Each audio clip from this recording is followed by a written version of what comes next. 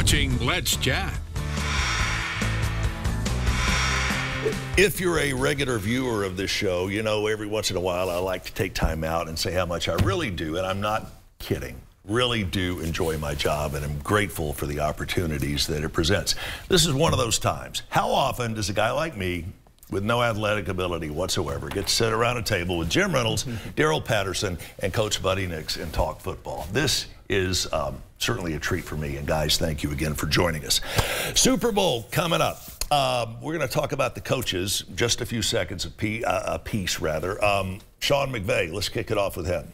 Coach to coach, strengths, weaknesses. You know, I think Sean McVay is obviously a young guy and was really young when he started, but he's old school mentality. And that's a good thing, right? I think it is. Old school normally means you're doing it right. And he's a tough guy, going to run the football if he can.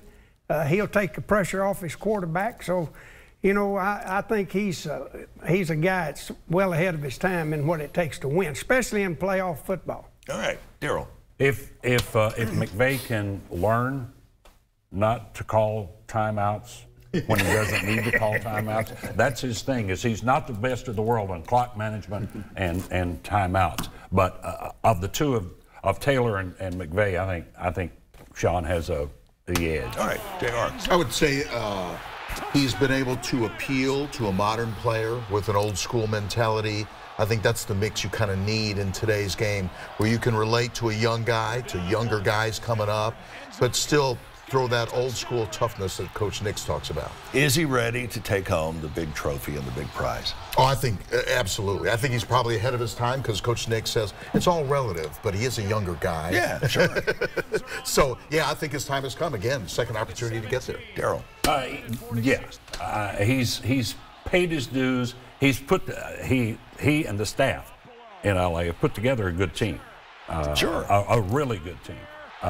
Yes, I think either coach, as far as is he ready to step on that stage, I think both of them are. I mean, they've earned the right to be here. Yeah. Oh, yeah. I agree with that. I think if they didn't deserve it, they wouldn't be there. Yeah.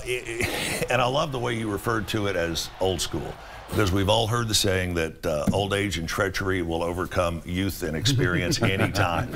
And this is something, and looking back at especially in the postseason play, you can see some of the guys that are really thinking older school football. They are whittling away the niceties and getting it down to the nitty gritty. Well, that's a physicality type of thing. I think that's what I think of old school of running the football. I've said before, if you can run the ball, I might have learned this from Coach Nix. Might be the only thing I learned from Coach Nix. If you can run the football and stop the run, and don't turn it over, sure, you got a great chance of winning football games. Quarterback comparisons. Who's got the stronger game? You know, I like Stafford. I got a lot of respect for Stafford. What he went through, people shouldn't have to go through at Detroit. And I never heard him complain. Right. He's sacked. He gets hit by everybody. He don't blame the offensive line. He takes the blame, and so I'm pulling for him. If a guy ever deserved to win one, he deserves it. I agree totally.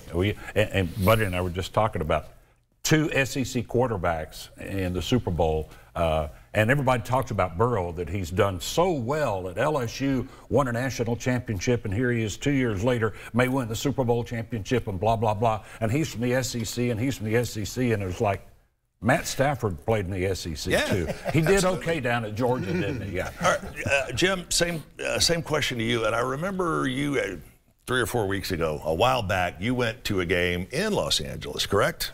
I was in Los Angeles when the Titans were playing the Rams. Ah, gotcha.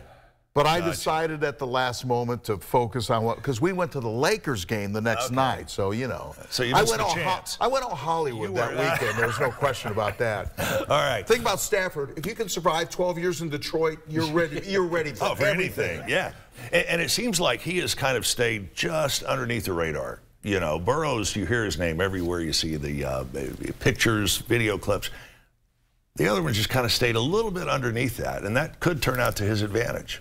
I think Joe's got plenty of time. Yeah, without doubt. Time's getting a little short. Without doubt. All right, quarterbacks. We've talked. Let's talk a little bit more. What's the one secret you think? The one ingredient that the winning quarterback's going to have more of this weekend?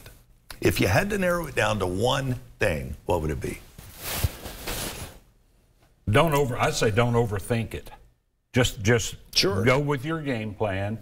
Coach Nix would say this: we got a game plan, go with it. And he has enough weapons.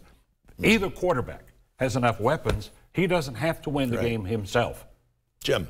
Well, I think in today's game you have to extend plays. And neither one is a great sprinter like the other guys we kind of talked about. But again, extending plays doesn't mean you run for over 100 yards. That just means I got 2 more seconds, and I'm not going to make a dumb mistake and throw it across my body or anything. Right. So if you extend a play a little bit, find a receiver will get open sooner or later, and don't force it. And Burrows has got to stay out of the way of the defensive line on He didn't against the Titans.